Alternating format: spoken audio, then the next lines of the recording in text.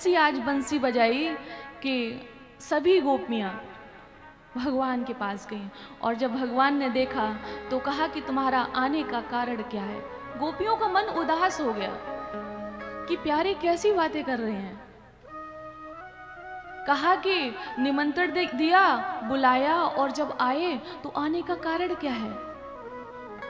तो गोपियां अभी मन ही मन 10 श्लोकों में भगवान ने प्रश्न किया है और 11 श्लोकों में गोपियों ने जवाब दिया है।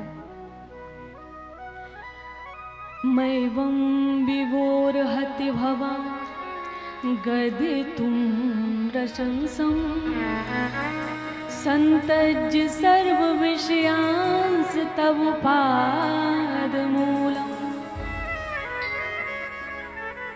श्री सुखदेव जी कह रहे हैं कि जब भगवान ने कहा कि तुम्हारा आना क्यों हुआ, अरे भाई जो भले खानदान की माताएं होती हैं, बहनें होती हैं, इस तरह रात्रि में नहीं आती हैं। अगर किसी ने देख लिया ब्रज में तो वो पता नहीं क्या सोचेगा। भगवान कह रहे हैं तुम्हारे भाई बंधु, तुम्हारे बच्चे, तुम्हारे पति, तुम्हारे पिता, तुम्हारी माँ तुम्हें ढूंढ रहे होंगे और रात्रि में तुम सब घर छोड़ के वापस आ गए। भाई ऐसा क्यों? भगवान उनको समझा रहे हैं। देखो माताओं से एक निवेदन है मेरा, विशेष रूप से आपका ध्यान हटना नहीं चाहिए। अगर आपका हट गया तो मैं पक्का बता रही हूं मेरा भी हट जाएगा। आपका ध्यान हटना नहीं चाहिए, मेरा आप लोगों से निवेदन है। क्योंकि जो रस मैं देना चाहती हूं फिर उसमें बोली वृंदावन बिहारी लाल की। युधिष्ठिर जी ने तभी श्राप दिया माताओं को, इसी कारण उन्होंने श्राप दिया। कहा कि जब उन्होंने कर्ण के विषय में छुपा लिया और इतना बड़ा युद्ध हो गया, विध्वंस हो गया, और जब कब बताया उन्होंने कि जब कर्ण मारा गया कि तुम्हारा ज्येष्ठ भ्राता था, इसका भी तर्पण करिए।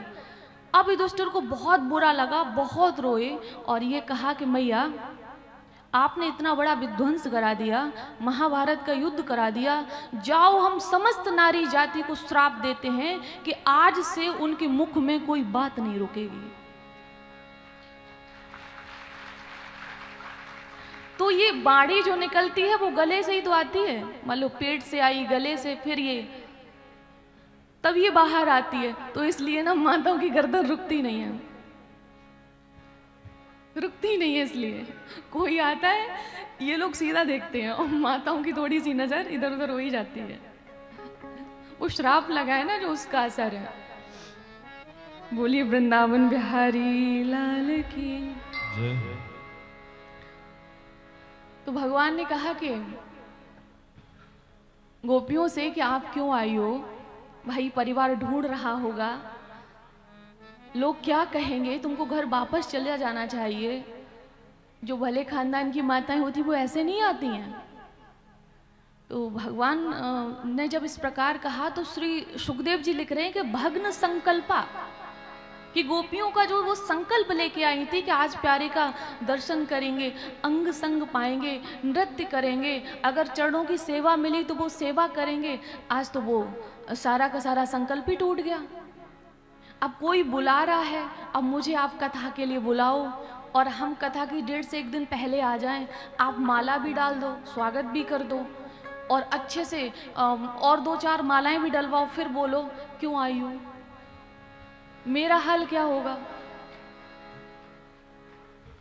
मेरा हाल क्या होगा सोचो। तो गोपियों को क्या हाल हुआ होगा। तो गोपियां जो पैर के नाखूनों से धरती को कुरेदने लगी कि मानो, श्री सुखदेव जी कह रहे मानो गोपियां कहती हैं कि आज प्यारे ने नहीं अपनाया, आज कृष्ण ने नहीं अपनाया तो ये धरती फट जाए और इसमें हम समा जाएं। मानो वो ये कहना चाहती हैं संसार में कि अगर जो मैंने कहा था अगर उसका अर्थ समझो कि जो राम का नहीं वो किसी काम का नहीं।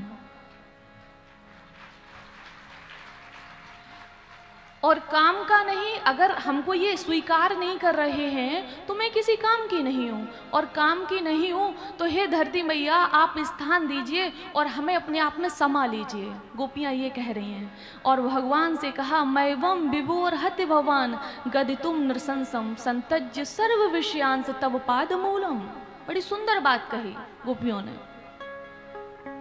कहा कि प्यारे, हम ये जानते हैं कि आपके पास कोई भी ऐसा व्यक्ति नहीं आ सकता है जो विषयों से, विकारों से, छल से, कपट से, झूठ से, मदिरा से, चरित्रहीनता से भरा हुआ है। वो व्यक्ति आपके पास नहीं आ सकता है। तो इसलिए संतज्य सर्व विषयांस तब पाद मूलम, सभी विषयों का त्याग करके आपके चरणों में आए हैं। और आप ही तो कहते हो कि सर्वधर्मान परित्यज्य मामेकम शरणं व्रज, सभी धर्मों को त्याग कर हमारे पास आओ। तो अब आप कौन से धर्म को निभाने की आप हमसे बात कर रहे हो? आप ही तो कह रहे हो कि सर्वधर्मान परित्यज्य, सभी धर्मों का त्याग करके हमारे पास आओ। तो अब किस धर्म को निभाने की आप बात कर रहे हो? आप तो जगतपति कहलाते हैं, वो तो संसार के पति हैं। जिनके साथ हम रह रहे हैं वो तो संसार के पति हैं। जब गोपियों ने इस प्रकार कहा तो भगवान ने कहा, देखो गोपियां, अब तुम्हें ब्रज में जाना चाहिए। आप चांदनी रात देखने आई थी, देख लिया, तो अब घर तुमको जाना चाहिए। तो गोपियों ने कहा, चित्तम सुखेन भवत पाहिर्तम ग्रहेषु यन्निर्विशत युतकरा बपिगृह्य कृत्ते पादौ पदं न चलत् स्तव पादमूला यामा कथं ब्रजमथो करवाम किंबा। बड़ी सुंदर बात कही गोपियों ने कि प्यारे, आप कह रहे हो जाने के लिए, अब इतना अपमान करो तो सच्ची में लौट ही जाएं। लेकिन हम क्यों नहीं जा पा रहे, जान रहे हो? हमारे पैर ही नहीं चल रहे। ये पैरों में जान ही नहीं बची है कि हम वापस जाएं, पैर ही नहीं चल रहे। तो भगवान ने कहा, कोई बात नहीं, योग माया को आदेश देते हैं, आपको चलना भी नहीं पड़ेगा, वो आपको घर तक पहुंचा देगी। तब गोपियों ने कहा कि आपके कहने से चली तो जाएंगे, आप योग माया से भेज तो देंगे। ध्यान से सुनिएगा इस पंक्ति को। ये हाथ, ये मन आपके पास है, ये दिल आपके पास है, तो घर पे दिमाग लगेगा। तो करवाम किंबा, चली तो जाएं, लेकिन हम करवाम किंबा, काम क्या करें जाके, हमें काम तो बता दो। कि जब मन आपके पास है तो किसी काम करने में हमारे ये हाथ पैर चलेंगे, हम बच्चों का लालन पालन कर पाएंगे, हम पति की सेवा कर पाएंगे। जिनका विवाह नहीं हुआ था वो कह रही, क्या हम अपने माता पिता की सेवा कर पाएंगे?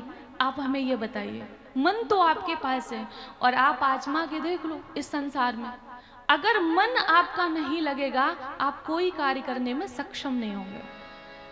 आंख काम तब करती है जब मन से कनेक्ट हो जाती है, हाथ काम तब करते हैं जब मन से कनेक्ट हो जाते हैं।